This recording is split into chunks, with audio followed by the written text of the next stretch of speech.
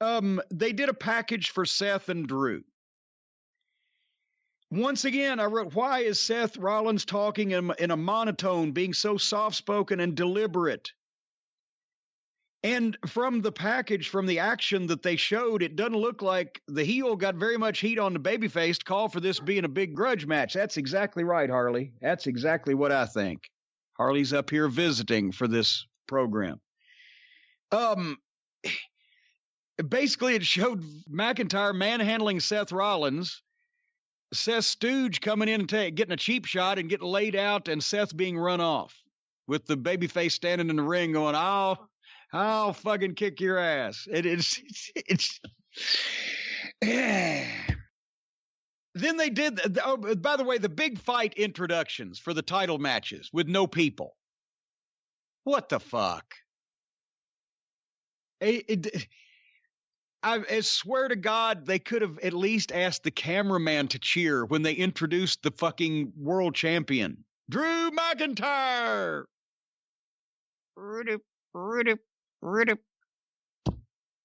If they're going to do big fight introductions, have somebody there to fucking make some noise or something. But anyway, didn't we just have a match for the world championship? At WrestleMania, No, we just had a match like the previous fucking match. Oh, I thought you meant the previous one for this title. Yes, the Braun Strowman versus Bray Wyatt match.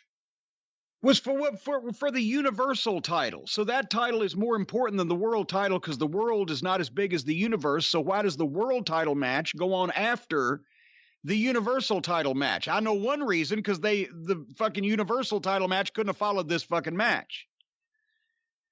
But back-to-back champion world singles, basically championship matches. And here, how come the matches for a shot at the title, S in parentheses, titles, plural, are more important than the title matches themselves? The Money in the Bank ladder match for the title is going on after a match for the actual championship that the ladder match is going for a shot at. See what I'm saying? Mm-hmm. Yeah. Okay.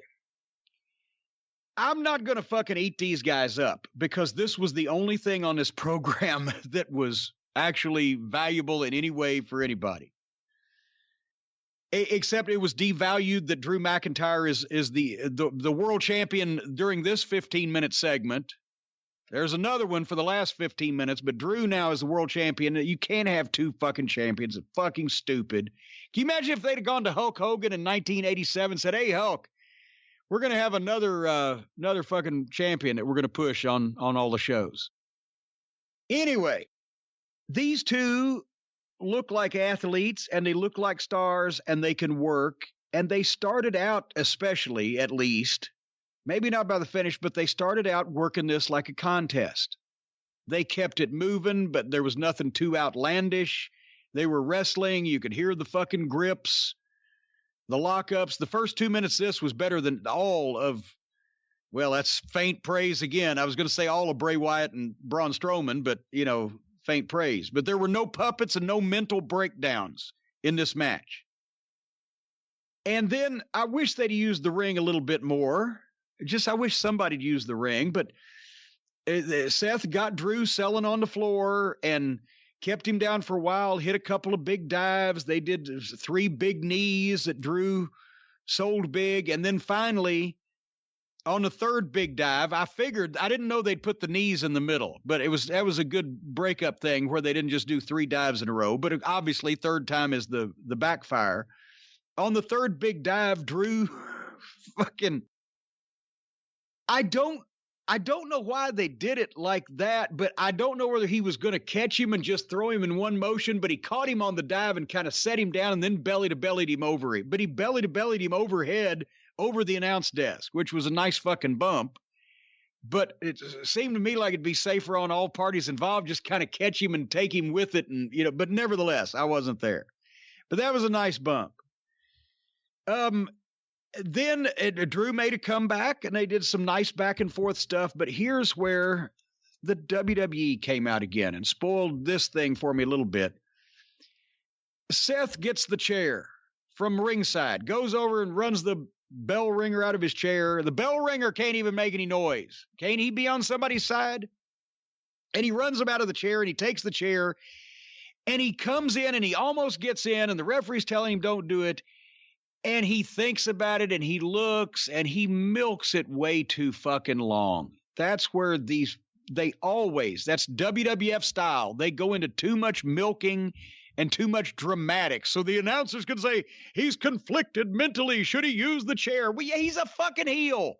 Why shouldn't he pull a goddamn power drill out of his tights if he could and fucking drill the guy's a hole in his brain? Fuck. And nobody's going to fucking, if you're going to go grab the chair and bring the chair in, you're either going to use it or you're going to fucking not. You're not going to fucking sit there and think about it in the middle of a fight for 30 fucking seconds, especially while your opponent lays there and does nothing. But then he decides not to use it, throws it away, and Drew takes over. And then Rollins got a superplex on him, but then he gave him the superplex, and it looked beautiful, and then he immediately rolls over, picks him up, and gives him another move. So the guy can't even sell the superplex. It was like the superplex was the setup for whatever the Falcon Arrow or whatever they called this fucking thing. And then McIntyre comes back with a DDT. It was starting to drag at this point. They were trying to tell the story of a war of attrition, but there's no people there. At this point, I was wishing they'd get to the point because they hadn't stunk the bed. Too bad, except for the fucking conflicted chair use. And then McIntyre German suplex Seth off the top rope all the way across the fucking ring and charges him, and Seth meets him with a super kick. He's just been German suplexed off the top rope all the way across the fucking ring. He hops up and meets the guy with a fucking super kick.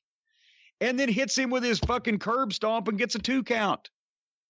Then they do back and forth kicks and blows. After he's hit the curb stomp on the guy's up doing back and forth. And then McIntyre hits the Claymore kick 1, 2, 3, which was fine. He should hit his finish once and win. But they just put this together like it's a fight scene instead of a match anymore. And I like these guys, and they did a very good job, and it was the only worthwhile thing on the show. But is there any reason why Rollins had to get a 2 count on his finish, and then the guy get back up and them do some fucking shit back and forth for a second and then go into the finish? Why couldn't he hit the fucking curb stomp and the guy get his feet on the ropes?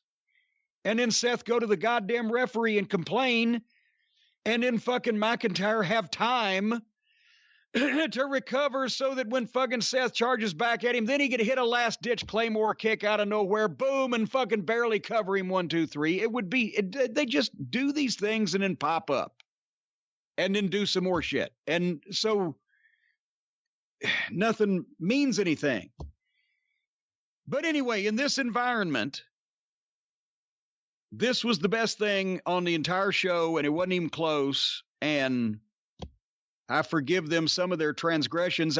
In this case, I critique it because I'd love to see these guys just do a little bit better, especially with the fucking promos and the verbiage they're being given by these nitwits that should never been allowed to buy tickets to wrestling matches that write this shit these days.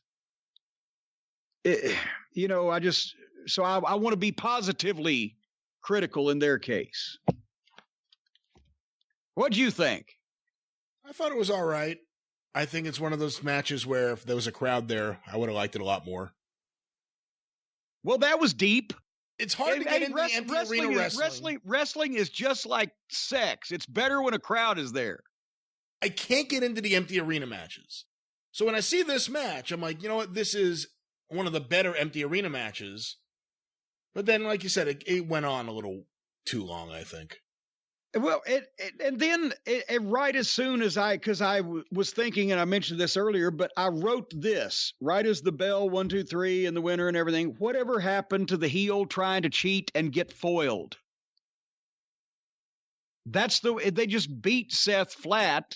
He should get beat with the fucking world champion's finish, but there was nothing that he was trying to do something devious and he got foiled or whatever. They just hit each other with shit back and forth till the pin. The heel never pulled hair, didn't gouge eyes, didn't do a low blow, didn't choke anybody, didn't ignore the referee's repeated request to break the hold, whatever the fuck. Use bad grammar in front of his mother, whatever. You can't tell the difference between the heels and the baby faces. And then I wrote, as soon as I wrote this, they shook hands. So is Seth Rollins now the Monday Night Messiah, now switching babyface? Or is it just that the writers have never watched wrestling before?